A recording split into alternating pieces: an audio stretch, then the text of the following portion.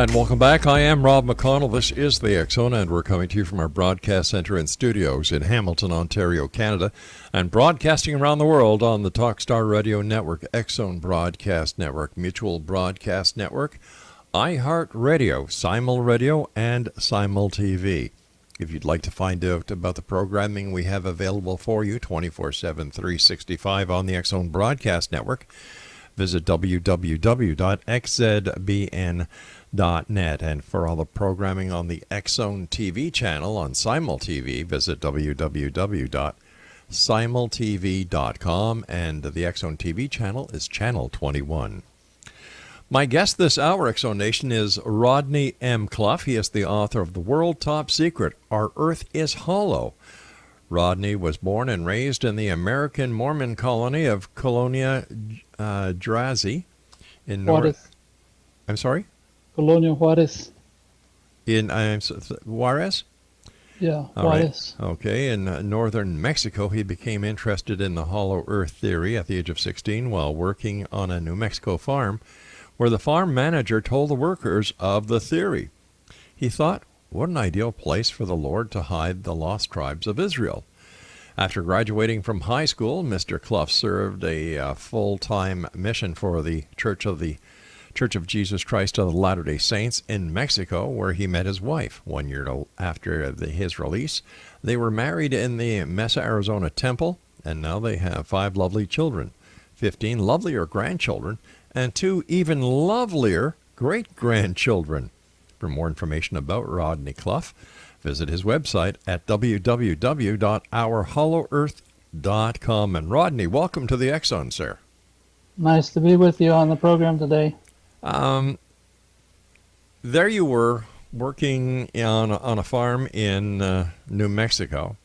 The manager tells you about this hollow earth theory. How did he explain it to you? Well, actually, I didn't hear him. It was my friend that had just graduated from high school that spring, Greg Bowman. He had been with the other boys, and they were with the manager's son, who apparently had read the Hollow Earth book by Raymond Bernard, and he just told the kids that he thought that would be the ideal place for the Lord to hide the lost 10 tribes. And when my friend told me about it, that really piqued my interest. And years later, when I saw an advertisement for Raymond Bernard's book, I sent off for it, and that started my research in depth into this theory that the earth is hollow. And I've come up with a substantial amount of scriptural, scientific, and historical evidence that, contrary to popular belief, even what scientists teach in college, our Earth and all the planets and even the sun are hollow. All right. You said that you have scientific, historical, and scriptural proof to prove the theory. And I was wondering if you could tell us what are some of the scriptural proof that you have that you claim is actual proof of the hollow earth existence. Well, there are several scriptures that talk about when God sends his son again to earth, all people will hear him above the earth and under the earth, it says. So, but the main evidence is in my chapter 5, Paradise Found. In Paradise Found, I describe how the scriptures describe the earth. The earth has a spirit. It's a living being. And the spirit of the earth is the spirit world where the spirits of people who die go to until they're resurrected from the dead. And now the scriptures tell us plainly that in the spirit world there are 2 places. One is called paradise, and the other is called hell. And they're separated by a great gulf. And, well, that just perfectly describes the earth, because just like you and I, our spirits that are within our bodies look just like us, okay? But they're the child of God. And the spirit within us never dies. But when our physical body dies, the spirit leaves the body. And our spirits go to either paradise or hell, which is one of the two places in the spirit world of this earth. So just like our spirits look like us, the earth spirit looks like its physical body too. So in order for it to have two places separated by a great gulf, it has to have physical counterparts. And Jesus told us where paradise was. He told the thief on the cross, "Today thou shalt be with me in paradise." Okay? That doesn't necessarily mean that he was going there to stay, but that's where Jesus was going to meet with him after he died. And prior to that, he had told the Pharisees in Matthew chapter 12, verse 40, where paradise was. He says, "Even as Jonas was 3 days and 3 nights in the belly of the whale, even so should the Son of Man be 3 days and 3 nights in the heart of the earth." When he died, his spirit was going to go to paradise, and that's where paradise is, in the heart of the earth. Now, in the scriptures, you can find several references to where hell is, and it's down from our point of view here on the exterior surface of the planet. So if you go down a certain amount of miles, you would get to the end of hell and come to a great gulf that separates hell from paradise. And in Mark, no, it's in Luke chapter 16, the rich man, the experience of the rich man and Lazarus, the poor man, describes the great gulf, because Lazarus, as you know, he was a poor man and he was a beggar at the rich man's table, and he would beg for crumbs falling off the rich man's table, and the dogs would lick his sores, and he died, and he went to paradise. But the rich man, he died, and because of his acts in this life, he ended up in hell. But didn't Christ raise Lazarus from the dead? Right. Well, this poor man is a different one. It's just a parable. Okay. Okay. It's a story that Jesus was telling to illustrate the point of view of the spirit world. All right. Yeah, But that just got me a little confused there. That was all. Yeah. Yeah. No. Lazarus was a righteous man, but I think this is a parable, just a story, not about Lazarus specifically. Sure. But it goes on to say that the rich man died, and in hell he looked up to heaven, and he could see Abraham, and in his bosom was Lazarus.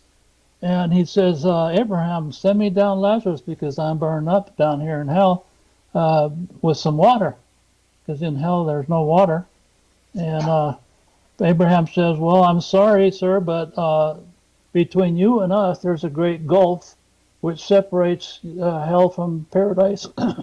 and the effect of this great separation or gulf is that you cannot come here, nor can we go there. Of course, after Jesus Christ went to paradise, he bridged the gulf. In paradise, he established his church just like he did in life here on the surface of the planet. And then he gave power to his ministers to bridge the gulf and go into hell to preach the gospel. So after that, anyone in hell that accepts Jesus Christ and repents for their sins, they can be given the power to bridge the gulf and go into paradise if they repent of their sins. Is it possible the reference made that, you made earlier about under the earth, that this could just relate to people who are buried? They're under the earth? No, because it says everybody who's going to hear his voice, whether they're above the earth, under the earth, or in the earth. So, yeah, it's not speaking, it's speaking to the live people that are alive on the earth when the Lord Jesus comes for his second coming. All right, stand by, please, Rodney. You and I have to take our first break. And Exo Nation, our guest this hour is Rodney CLUFF, and he's the author of World Top Secret, Our Earth is Hollow, and his website is ourhollowEarth.com. And Rodney and I will be back on the other side of this break as we continue here in the X Zone from our broadcast center and studios in Hamilton, Ontario, Canada. And there are many of you watching me on X Zone TV channels saying, Rob, you're wearing a red shirt. Yeah, it's for Christmas, guys. And tomorrow I'll probably be wearing a green one. Who knows? I might just knock off the black and use different colors from now on. I don't know. I kind of like it. I'll be back. Don't go away.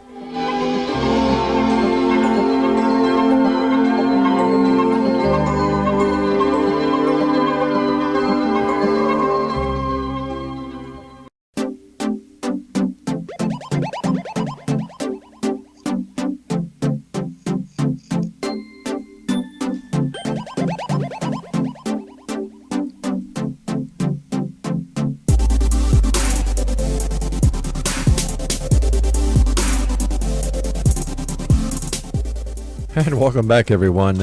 If you could see the inside of our studio, facing me in the corner, somebody decided to decorate the studio with a Charlie Brown Christmas tree. You've got to be in the media to have this kind of sense of humor. So whoever did that, Craig, thank you very much. I love that Christmas tree. Exo Nation, before I get back to our guest this hour, Rodney CLUFF, we have a new show starting here on the X Zone Broadcast Network in January of 2019. It is Heart to Heart with Dr. Dan and Sister Ann. And we'll be telling you more as we get closer to the broadcast date. The hosts are Dan Clark and his wife, Angela Clark. So we're looking forward to having Dan and Angela as part of our network. And if you have an idea for a radio show, and if you'd like to be part of our network, just send me an email, xzone@xzoneradiotv.com, and I will send it to our programmers, and somebody will get in touch with you and discuss your concept and your idea. All right, let's get back to the Hollow Earth theory. Rodney CLUFF is our special guest, and he's the author of World Top Secret, Our Earth is Hollow, and his website is ourhollowEarth.com. All right, they were some very compelling verses from the scripture that could be interpreted as pertaining to the hollow earth. Now, let's go to the other side of the coin and talk about the scientific evidence. Okay, sure. Well, in my chapter 2 of my Hollow Earth book, I describe the scientific evidence that I've been able to find. And I would say probably the best evidence that our Earth is hollow scientifically are earthquakes. Every time there's a large earthquake, even the scientists, even the orthodox scientists admit that the Earth rings like a bell. Well, think about it. What shape does a bell have? The bell is hollow. And it's made out of metal, so that's what our Earth is certainly made out of metal and is hollow. And every time there's a great earthquake, the Earth rings like a bell. Have you ever heard of the Schumann resonance? Yeah, I have. Okay. Sure. Could this be what they're pertaining to? Because the Schumann resonance is 7.83 hertz, and it's called the heartbeat of the planet. And could this be what they are referring to is the Schumann resonance? Well, scientists even admit that the Earth is continually vibrating, and if the Earth was full of molten lava like the Orthodox science theory is, it would absorb all those vibrations. Not necessarily. Water doesn't absorb vibrations. Well, certainly, if the Earth is ringing like a bell, it's not made out of water. It's not made out of liquid. Okay. So what's down there? It's what's down there? Yeah. It's hollow. The Earth is hollow. The shell of the Earth is about 800 miles from the outside to the inside. And suspended in the center of the planet is an interior sun.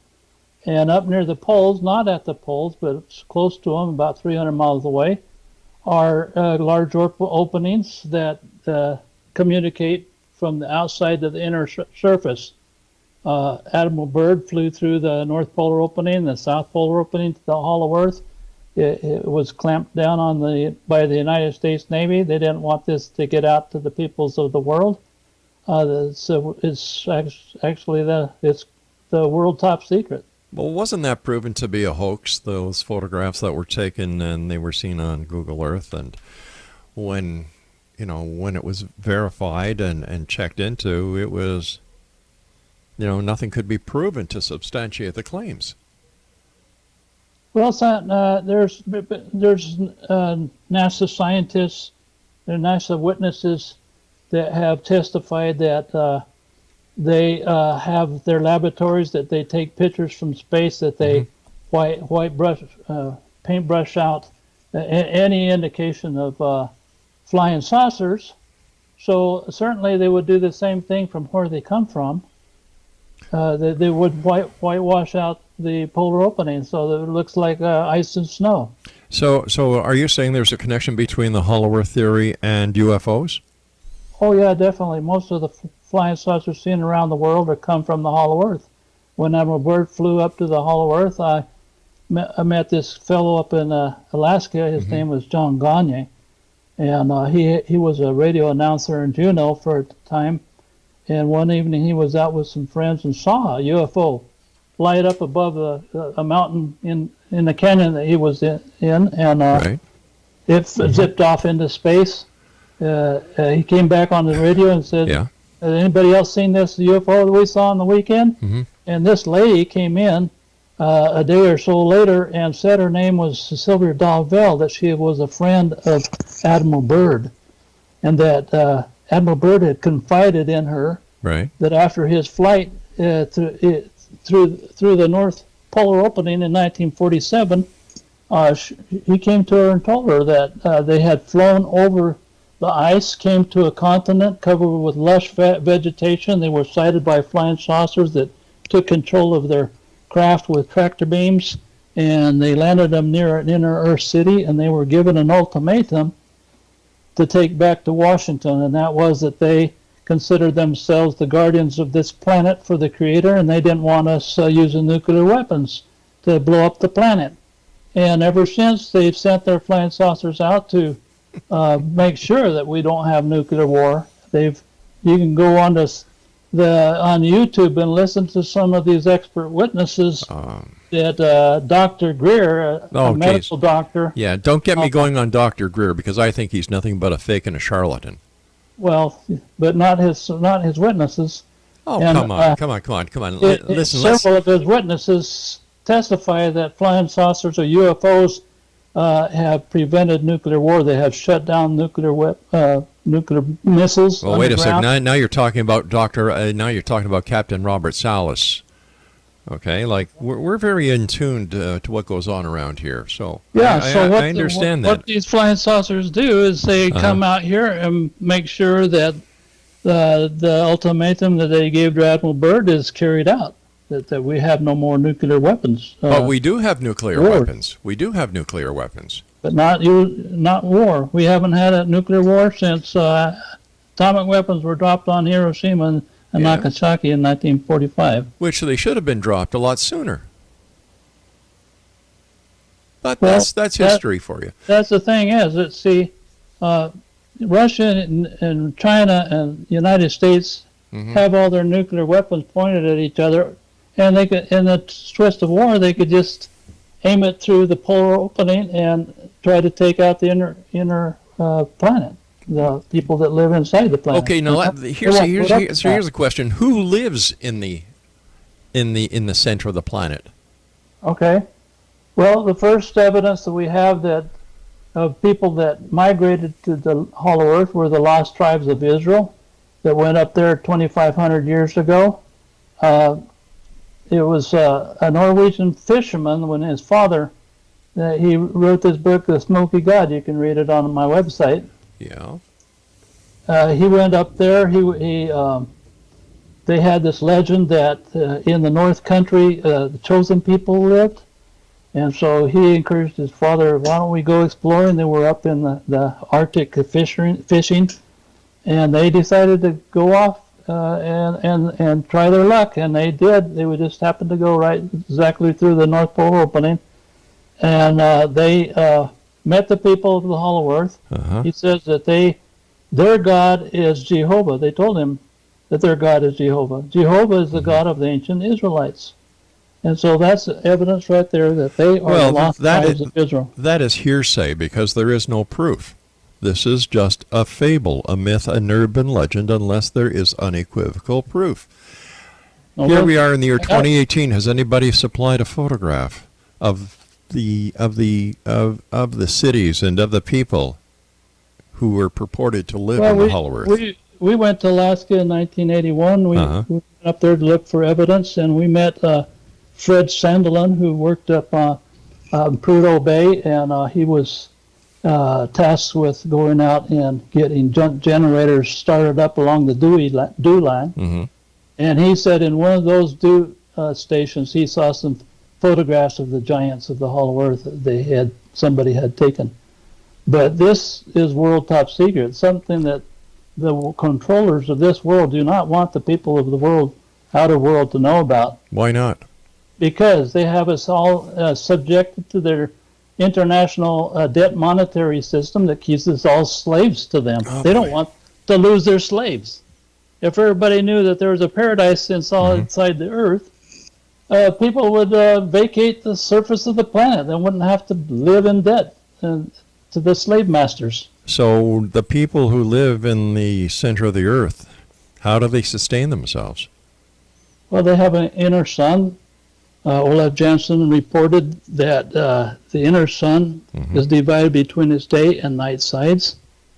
God created it specifically for the inner planet, so that it gives off exactly the amount of heat and light needed for ideal climate situations. All right, stand by. We've got to take our news break at the bottom of the hour. Exonation, Rodney CLUFF is our guest. His website is ourhollowearth.com, and we'll both be back on the other side of this break as we continue here in the X Zone from our broadcast center and studios in Hamilton, Ontario, Canada. Don't go away.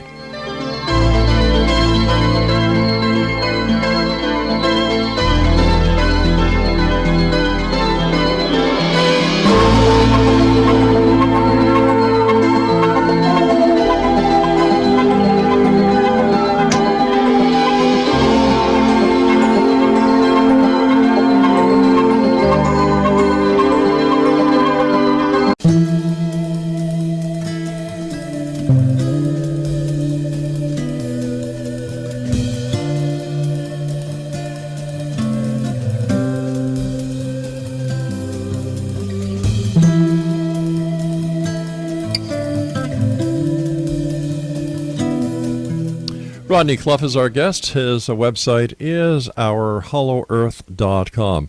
Rodney, what stops the ocean, the Arctic Ocean, from careening down into the Hollow Earth, or the Antarctic Ocean from careening into the Hollow Earth? Well, the polar opening in the Antarctic continent is on a continent. Okay, it's not surrounded by water, so there's no way the water can get down it. But in the Arctic, the hole is in the Arctic Ocean. And the reason why water does not drain down the hole is because, contrary to what Orthodox science claims, the center of gravity is not in the center of the Earth solely, okay? Because most of the mass of the Earth is in its shell, 800 miles thick shell. The inner sun has very little mass compared to the shell of the planet. The center of gravity in the shell of the planet is between the outer and the inner surfaces. According to the Inner Earth Guide in the book Edidorpa, is written by a man named William Morgan, who called himself I Am the Man in the book. He was taken by an Inner Earth Guide through cavern in Kentucky in 1827 to the Hollow Earth through communicating caverns. And the Inner Earth Guide told him that the center of gravity in the shell is 700 miles down from the outer surface of the planet. And that's because the Earth gets denser as you farther go down into the planet. Okay, so you have the center of gravity in the shell as you're going around the polar opening. Mm-hmm. You're pulled, the water is pulled, and everything's pulled to the sides of the opening because the center of gravity is in the shell, not in the center of the planet, or people living on the shell. All right, now when it comes to the source of light in the hollow earth, how does this work? You know, is it a sun like we have in the sky? Actually, it looks bigger than ours. It's estimated to be 600 miles in diameter and about 3,000 some odd miles from the inner surface. So it looks actually about 21 times bigger than our outer sun because it's closer to the people that are looking at it from the inner surface. But it's constructed differently because half of it has like a white cloud, and the other side is dark. Mm-hmm. It's this smoky, brownish red color that Olaf Jensen called it the smoky god in his book. But in the center of that dark part of the inner sun is also an opaque round area that has lots of holes in it that lets the white light come out, so it looks like the stars shining at night. But since the inner sun only rotates about once every 700 years, it seems like it's stationary, and the Earth shell rotates around it. And the rotation of the shell around it is what produces the magnetic field of the Earth, because the shell of the planet has a negative charge and the inner sun has a positive charge, mm-hmm. and that causes the magnetic field of the Earth. Earth has a real powerful magnetic field. With the hollow Earth, the land mass that these people live on, would it be flat or round? They have one continent that covers the whole inner surface except for mm-hmm. one ocean that extends from the Arctic to the Antarctic. I estimate about 4,000 miles across. But most of the land inside is a continent. In fact, they have 3/4 land, where we have 3/4 ocean on the outer surface. Mm-hmm. So they actually have more land inside the Earth than we do. And do they have animals down there as well? Oh, yeah. Admiral Byrd took photographs of mammoths wandering on the terrain below. They have mm-hmm. Giant turtles. Olaf Jensen described them 7 feet tall and 20 feet long. They have mammoths that are 120 feet long and 75 feet tall as our giant dinosaur bones that we've been able to find. And there's birds also that are same size as here, but other ones that have wingspan of like 20 feet that look like, little Piper Cub airplanes. So they have all kinds of animals. In down near Antarctica, mm-hmm. There's an island where they found close to where the polar opening emits out from the South Polar area. They found some skeletons of giant penguins that were about 9 feet tall. And so Olaf Jensen, he reported those giant penguins before they were coming out through the South Polar opening. So where are the skeletons of the penguins now? Well, they found one in New Zealand, mm-hmm. and they found one down on the Antarctic, a little island next to the Antarctic. And are they available for the public to see? Oh, yeah, you can go on the internet and look at the... No, I don't mean the internet. I mean, is there a museum where people can actually walk in and see these skeletal remains? Because I don't believe anything on the internet. Well, I'm sure they have the skeletons somewhere where they picked them up and took them, but I don't know exactly where they've got them. Do they have a climate down in the hollow earth? Does it rain, for example? Well, there's a mist that comes up from the ground because the inner Earth sun is a little bit not quite as hot on the dark side as it is on the light side, mm-hmm. and so come evening, there's a change in temperature and there's a mist that goes up from the ground and it causes vegetation to grow really, really, really lushly.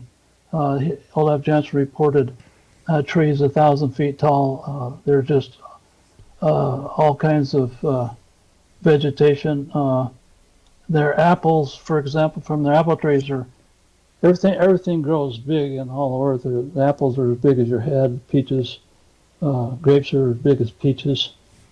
He says that the climate is just perfect for the people that live there. And actually, according to the lost books of the Bible, that's where the lost Garden of Eden is. It's in the Hollow Earth.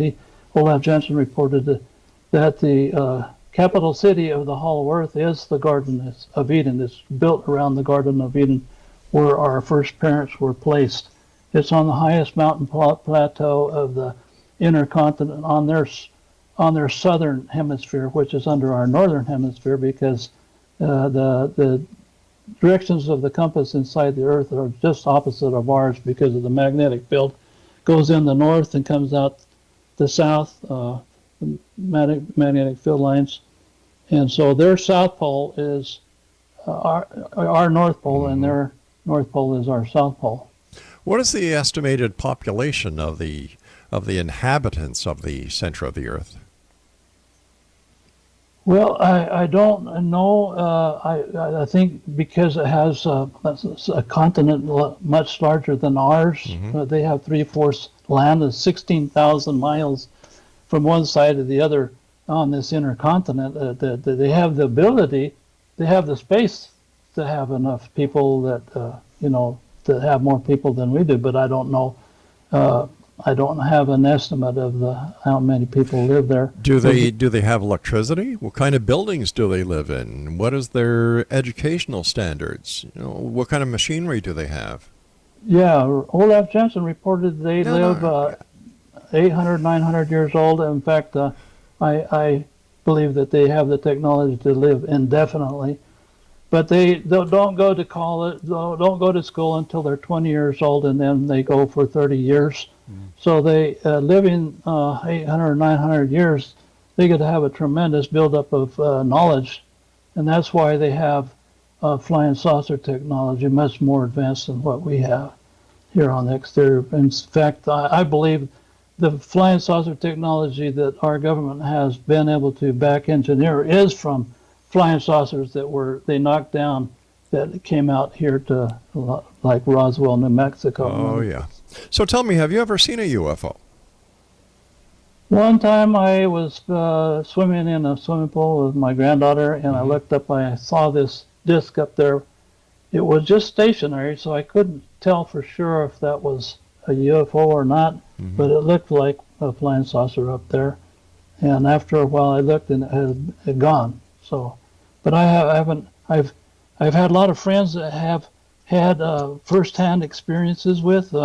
I worked as a musician in my high school after I got married, and my boss, he would go visit northern seminaries in northern Mexico as part of his job, and he told me that on the way home one evening, his car just stopped. It was going in the night down this straight road, and just the engine quit, and he looked off in the desert to his left, and he saw this flying saucer sitting out there on the desert, all lit up with lights and little men walking around it. Pretty soon they got in and zipped off into space. And there's no pictures, right? Well, it was at nighttime, and he wasn't even thinking about taking pictures or anything. He was just wondering why his car wasn't running. All right, stand by, sir. We've got to take our final break. X-Zone Nation, our guest this hour is Rodney CLUFF, and his website is ourhollowearth.com. And we'll both be back on the other side of this break as we continue and wrap up this hour here in the X-Zone from our broadcast center and studios in Hamilton, Ontario, Canada. Don't go away.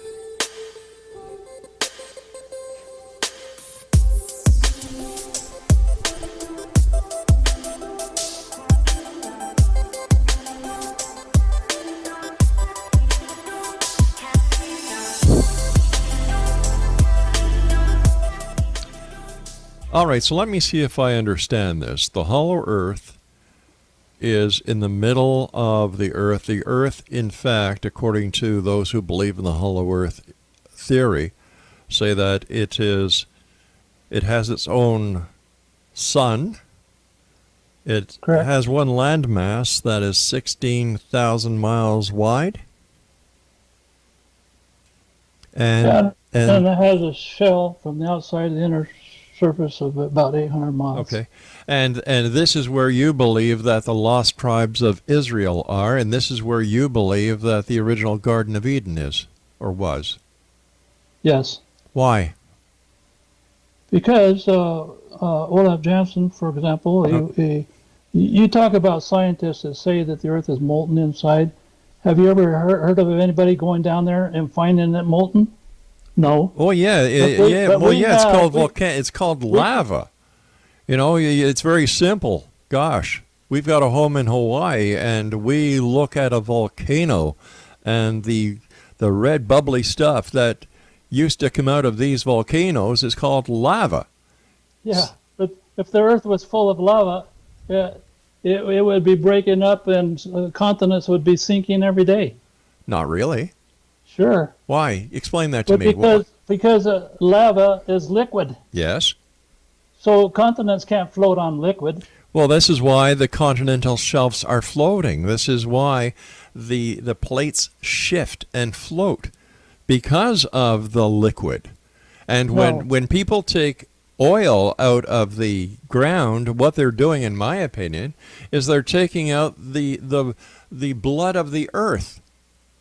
And this is why we have more sustained earthquake activity in certain places. Well, the Inner Earth guide who took William Morgan to the Hollow Earth through a cavern in Kentucky, he explained how the Earth was formed as a space bubble. All right, sir, I understand. I understand this, but where's the proof? You keep on mentioning Olaf Jansen. And I haven't heard anything that could be classified as proof. There's no photographs that could be authenticated. And if this was real, wouldn't the scientific community know about this? Wouldn't people be talking about this? You know, and just to say it's got something to do with the government conspiracy to control the people on Earth, you know, these are wild statements that are made on the internet without any basis of reality. My son is a scientist. He's a bioengineer and scientist. Okay.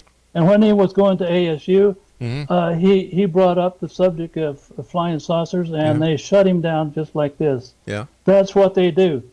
This is world top secret. And anybody that has any credentials, they try to smash them down and make fun of them and ruin their career. Well, you must admit it's wild. This is the way they keep it secret, by making fun of people that see UFOs, that believe in UFOs. And where they come from? Well, they come from the hollow earth and from other planets. But there's no proof. Sure, there's proof. Where? It's all around you if you open your eyes and read a little bit. Oh, you must read a different Bible than I do. Well, it's even in the Bible. The interpretation. You read Ezekiel, you'll read about a flying saucer that came in a dream. Palestine. In a dream. It was not a dream. He was even taken up above the earth and looked down on the landmass. So it's whatever you want to believe. That's right. I respect your opinion. You know, but listen, I would love to hear somebody come on this show and give me evidence instead of a lot of hearsay. This guy Olaf Jansen said this, said that, he said this, he said that. These people from Kentucky went down this cave. Orthodox scientists don't have one person that has gone to the center of the earth to prove that the earth is full of molten lava. Well, has there been an Orthodox? We have about 7 people that have gone to the hollow earth, eyewitnesses that have gone to the hollow earth and testified. Who did they testify to? Their dying day. Who did they testify to? Who did they testify to? Well, obviously you have never read Olaf Jansen's book. No, and I don't intend to. Well, see, your mind is made up and you don't want to believe it, So you believe whatever you want to believe. I want, if somebody could come, like I said, not only to me, but to other people, And you wouldn't believe a word they said. show me the proof. I'm a former police investigator. I don't deal in hypothetical situations. I don't deal in stories, folklore, myth. I deal in facts. Well, Olaf Jensen went to the Hollow Earth. How do you know that? William Morgan went to the Hollow Earth. How do you know that? Byrd flew to the Hollow Earth. How do you know several that, times. sir? How do you know And that? he was shut down by the United States Navy military intelligence. How do you know that? And to his very dying day, he declared that the earth was hollow and that he had been to the Hollow Earth, and yet they put a clamp down on him. But how do you know that, sir?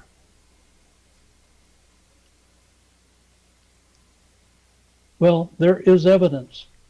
And whether you accept the evidence or not doesn't take away the truth of the evidence. Or, sir, it doesn't give any credence, and it could just be a bunch of bunk like 95% of everything on the internet is. Well, whatever you call bunk, watch what you say. Because Why? the truth is that our earth is hollow. Prove And the it. earth Prove it. rings That, you're like a making bell. a statement that And can't the be The substantiated. belt is hollow. Sir, you're making and- statements that cannot be substantiated. So why should I watch it? I'm not telling you have to watch it. You don't have to believe anything that you don't want to believe. Well, You is can it believe exactly what you want. If you can believe that the earth is solid and full of lava, it's all in your head. Oh, it is it? It sure is. Uh-huh. Because the earth is not full of lava.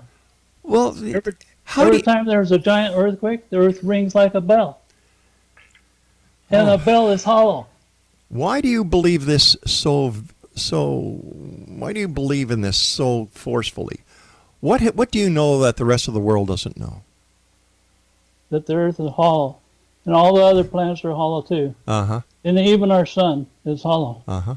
You can see in my chapter 2 of the scientific evidence, the polar openings of Venus, of Jupiter, of Saturn, of Neptune, Mm-hmm.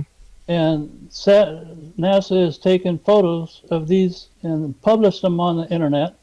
And whether you want to believe anything that's on the internet or not, those are photos from scientists that have been to those planets and have photographed their polar openings. Wait a minute. Earth- Wait a minute. You're telling me that scientists have already gone to the planets?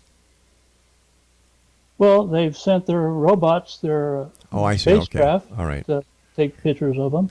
Well, listen, if this hollow earth theory is legitimate and they have all this marvelous engineering down there, including flying saucers, why wouldn't they just let us borrow a flying saucer to zip off to these planets to get the evidence? Oh, they've taken people to the moon. We met with Howard Menger at the UFO conference in 1990 in Phoenix, Arizona. Mm-hmm. He was showing his little flying saucer he had made as a hobby there. At one time, he tells us in his book Uh-huh. how he, when he was 6 years old, playing on his farm, father's farm, he went out in the woods and he met this beautiful woman. Next to her was her flying saucer from Venus. And she asked him if when he got to be of age, he would help them as they were coming to Earth to help us in various things. And when he became of age, he started helping them customize to Earth customs. All right, I want to thank you One- very one- much for joining us tonight. You're a little bit out there. And let me just see. I was trying to keep track. So the earth is hollow. That is where the lost tribes of Israel are. That is where the original Garden of Eden is. Let me see. That is where the UFOs come from. And all the planets are hollow, just like the earth is. Penguins down. Let me see. He was giving us. Let's see. The grapes are the size of a head, and some other weird stuff. And this guy Olaf Jensen, where's the proof? If here we are in the year 2018, how come nobody's got photographs? How come all you hear is this bibble babble from people who believe in UFOs, believe they add the old adage of the Bible in there? They don't make any sense. And when you ask them for proof, they can't provide any because they don't have any. It's fiction at its best. And by the way, don't forget, you can buy his book. Now, there's incentive. So what does your grandfather do? Oh, my grandfather writes about UFOs, the center of the earth, and I think he's a little wingy, but he's grandpa. I guess it comes with age. I'll be back on the other side of this break as we continue here in the X Zone from our broadcast center in Hamilton, Ontario, Canada. My goodness. Watch out for the Hollow Earth Gang.